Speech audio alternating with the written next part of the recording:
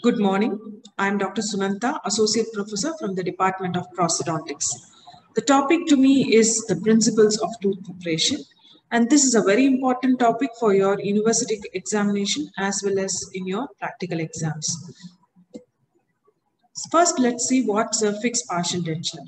It is a denture which is rooted or otherwise secured to the retained tooth or a root or to the dental implant, which furnishes the primary support to the prosthesis. The retainer, pontic, and the connectors are the three parts of a fixed partial denture, and this is actually cemented to the natural tooth.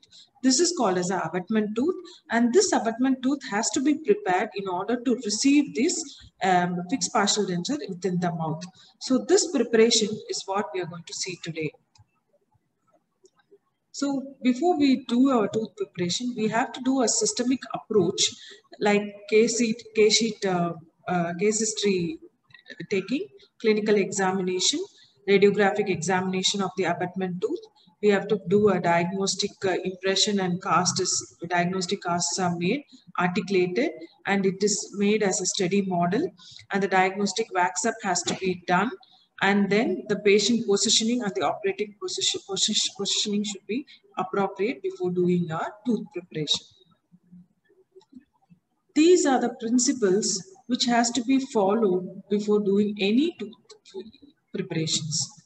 First is the preservation of the tooth structure, the retention and resistance form, structural durability of the restoration, marginal integrity, and preservation of periodontium. First is the preservation of the tooth structure. Here we are actually preparing the tooth. If you're going to reduce the tooth, it will lead to a pulpal damage, and the patient might complain of severe sensitivity and pain because after the tooth preparation. So that has to be avoided. And Schillingberg has given appropriate amount of tooth reduction for each tooth in different surfaces, that is buccal, lingual and labial surfaces, as well as the occlusal surfaces. If you are going to follow such kind of guidelines, we may not end up in over reduction of tooth. And also we have to preserve the soft tissue which is around the tooth structure, that is the gingiva, the cheeks as well as the tongue. So in order to prevent any kind of injury to the soft tissue, you can use a salivary ejaculators or the cheek retractors and retract properly and do the preparation within the mouth. Then comes the retention and resistance form. Retention is the ability of the preparation to impede the removal of the restoration along its path of insertion, which means if the restoration is going to be removed from the path of insertion in the vertical direction, that gives a resistance by the tooth structure. And the resistance is the ability of the preparation to prevent dislodgement of the restoration in the apical, oblique and horizontal forces. That is, if the restoration or the crown doesn't give any kind of a rocking movement in all the directions. This is resistance. Again, retention and resistance forms are governed by 5 principles. This itself is a separate 5-mark question. So the first factor is the taper. The second factor is the freedom of rotation, the length of the crown, the substitution of the internal structure, and the path of insertion. Among them comes the taper. So when you're going to do a tooth preparation, we shouldn't give over tapering. So if you're going to give a over tapering, the retention of that particular restoration, that is the crown, will be hampered. So the ideal tapering is only 6 degrees, that is 3 degrees on either side of the tooth. So this degree is governed by the whatever diamond points, whatever we are going to use, has already incorporated this 3 degree tilt. So when you are doing a tooth preparation, if you are just going to keep the burr perpendicular to the tooth surface, this automatically will get this 3 degree taper. If you are going to give over tapering, or if you're going to tilt your burr too much, you might result in over tapering. That is, if the tapering increases, the retention decreases. So it is inversely proportional. So it should be very much taken care during the time of tooth preparation. If you are going to do over tapering, there might be more amount of freedom of displacement. That is, the crown might move or rock in all the possible directions it can. So in order to prevent that, we can give an slots on buccal, lingual and all the surfaces of the tooth, so that this kind of dislodgement can be prevented. Then comes the length. So this kind of slots can be given in the tooth. So this will prevent the any kind of rotation around the tooth in the vertical direction. Then comes the length of the tooth. So if the length of the tooth is more, the surface area of the tooth is more, and more will be the retention of the crown. If there is a short clinical crown, this might cause dislodgement of the crowns, and if the tilt is given more, the crown retention is being compromised. Again, if the patient is coming with a short clinical crown, anyway we have to give a crown.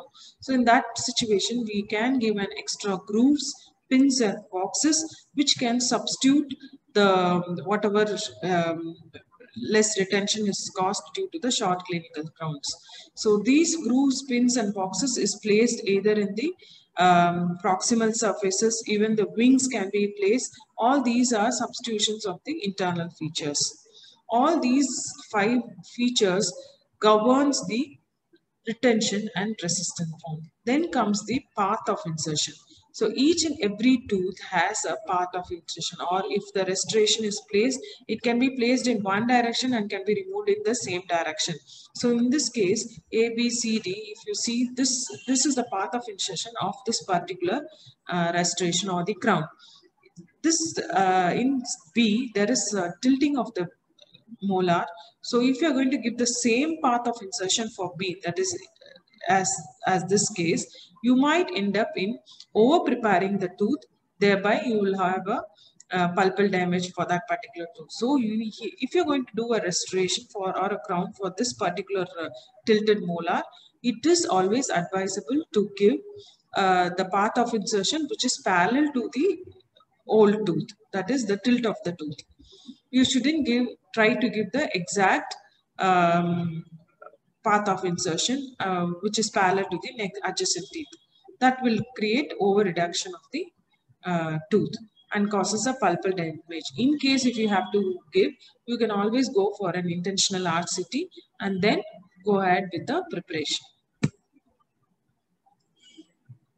So when you're going to check the path of insertion, you have to see around in both unilocular and bilocular method. This is a unilocular in one eye, bilocular in two eye method, and the distance between the preparation and your eyesight should be around 12 inches. And if you're going to do an indirect vision, the distance between your mouth mirror and your preparation should be half an inch, and the distance between your eye and your mouth mirror should be 12 inch. So this gives your exact parallelism can be measured using this kind of methodology. Then comes the structural durability of the restoration. Until now, we were all seeing only about the tooth preparation and the tooth. Here, we are going to see the structural durability of the restoration. Means how according to the preparation, whatever we do, the strength of the restoration is directly proportional to it. So the reduction of the tooth which you do in the occlusal and axial and the functional beveling, whatever reduction we do, accordingly the crowns will be prepared. So according to Schillingburg, in the incisor ridge, the reduction should be 2 millimeters. In the buccal and the lingual, it should be around 1.5 mm. And in the gingival area, it can be 1 mm preparations. So this will give a proper strength to the restoration. If you're going to do an under preparation, that is if you're going to reduce the preparation thinking that you shouldn't over reduce the teeth, then you might damage the restoration which you are going to get may not have the adequate thickness, thereby it might fracture earlier. So first coming to the occlusal reduction, A, B, C, which do you think the correct one? Yes, A is the correct one, because if you have to do your occlusal reduction, which follows the occlusal pattern of the existing natural teeth. If you're going to do a flat reduction, if you could see in diagram B, there is a very small space which exists between the restoration and the tooth surface in the groove area. So there will be the point of fracture, and the restoration or the crown will fracture in that particular area. If you're going to over reduce, or if you're going to think that you have you need a bulk for the restoration, and if you're going to over reduce your tooth, again your crown height is reduced and you might end up with damaging the pulp. So it is always advisable to follow the occlusal pattern of whatever teeth we are going to prepare. So if the teeth is tilted molar, then the reduction is also should follow the according to the tilt of the molar. You shouldn't make a straight preparation. It should follow the tilt of the molar. Then comes the functional cusp beveling. So in the maxillary, the palatal cusps are the functional cusps, and in the mandible, the buccal cusps are the functional cusps. So in the functional cusp is the area where it receives more amount of stress. So in that area, the bulk of the restoration should be more. Thereby, you have to give an additional beveling in the functional cusp, thereby increasing the thickness of the restoration in that particular area. So in the figure A, you could see a beveling given. So this increases the thickness. In figure B, there is no beveling given. Thereby, there is a very little space or very little area in the functional cusp region. It causes a fracture of the restoration. If you tend to tilt your molar, again, you might end up with problem in retention of the crown. Then comes the axial reduction. Axial reduction includes both buccal and lingual and mesial and distal reductions. So this axial reduction should be a uniform reduction in all the surfaces. It should be around 1.5 mm in both all the surfaces, that is buccal, lingual and mesial and distal surfaces. If you are, so this is the ideal preparation. If you're going to under prepare, you might end up with a thin restoration, thereby causing a fracture, or even the ceramic chipping might happen. So if you're going to give a restoration like this or a preparation like this to a laboratory, they might end up giving you a crown which is called as a over contouring, and this over contouring will end up with aesthetic problem, and also there might be a foot dislodgement in the cervical region. The next property is the marginal integrity. So marginal integrity means the restoration should closely fit to the margin of or the preparation, and there shouldn't be any exposed cement, and it gives the strength for the complete restoration and also holds the complete masticatory force which the patient is going to exert. So this marginal integrity actually is taken control by the finish line. So finish line are the margin, are the part of the tooth preparation that is in close proximity to the periodontium, and that forms the most important and the weakest in the success of the full coverage restoration. It is the outer edge of the crown, inlay or onlay or any other restorations. So these are the different types of finish line. Finish line is something which comes in the very close to the gingiva. So these are the different types of finish line. The first one is the chamfer, shoulder with bevel, and the knife edge finish line. First, let's see about the knife edge finish line. Knife edge finish line is a very thin finish line. It is usually done in the tipped tooth, and it is nowadays not followed because the wax pattern preparation, there's lots of problem which we are encountering. So you may not get a proper seal in the finish line region. So knife edge is usually given for a metal ceramic, metal restorations, and using a needle burr. Next comes the shoulder finish. All ceramic restorations, we give a shoulder finish line. Here, this is the area where the complete restoration or the crown comes and seats. Then comes the shoulder with bevel. So if you could see, there is a beveling given here in the gingival margin. So this beveling will hold the excess of or overhanging ceramic, and this is more preferred for the metal ceramic restorations. Then comes the chamfer finish line, which is given usually in the metal margins. So generally, if there is a metal ceramic restoration, the lingual portion will be a chamfer finish. The last principle is the preservation of periodontium. So the periodontium has a biological which comprises of epithelial tissue and the connective tissue. So if your crown is placed over or encroaching the biological width, this causes the damage to the biological width, thereby inflammation of the gingiva. This causes the reduction of the bone and thereby causes pocketing of that particular abutment tooth. So this is an iatrogenically caused periodontal problem.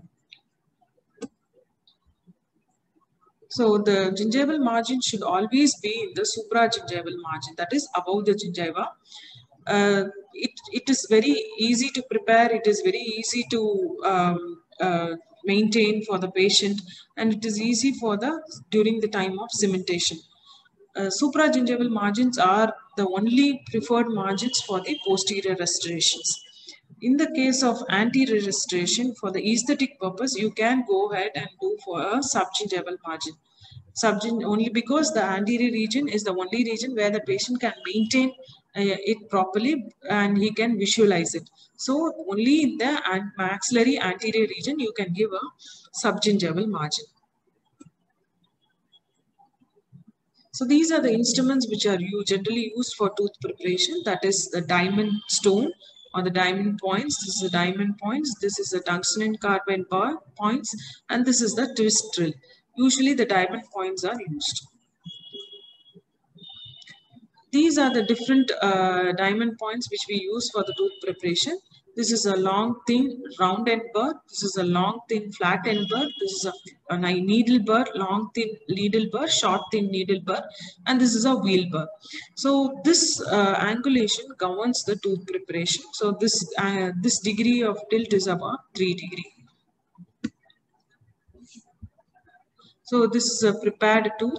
Here, the margins or the finish line which governs the marginal integrity and also the structural durability of the restoration.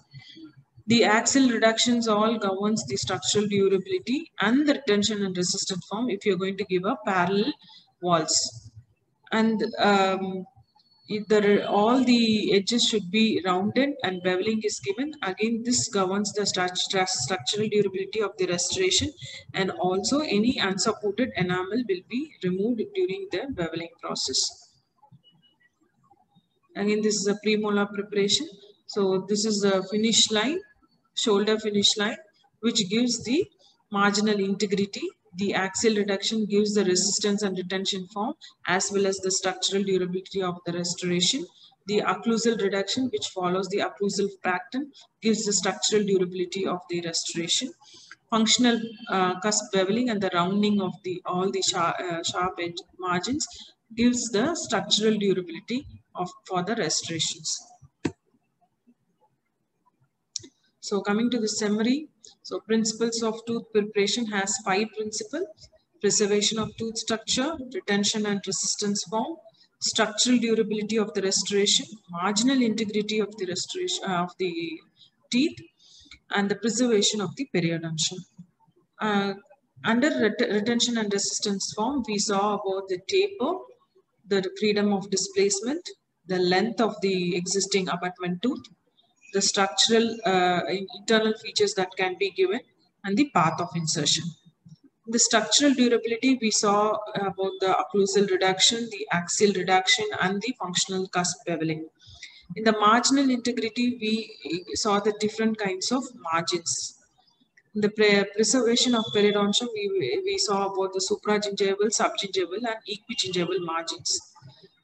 In the marginal integrity, we saw about the finish lines like knife edge finish line, chamfer, shoulder, and shoulder width bevel. These classifications were all given by Schillingberg, and Rosenstiel is another author who also gave same principle, but divided them into biological, mechanical, and aesthetic property. The retention and resistance form alone comes in the mechanical property, and all the thickness of the restoration and the subgingival margin all comes under the aesthetic property. Rest of the things like that is the preservation of the tooth structure, preservation of the periodontium, supragingival margin, everything comes under the biological consideration for the tooth preparation. These are my references. Please follow Schillingberg when you are going to study your principles of tooth preparations. And thank you. Let's give a quick review. What is the ideal taper of the tooth preparation? 3 degree, 5 degree, 6 degree, and 10 degree. It's 6 degree. Among the following, which doesn't come under the biological consideration?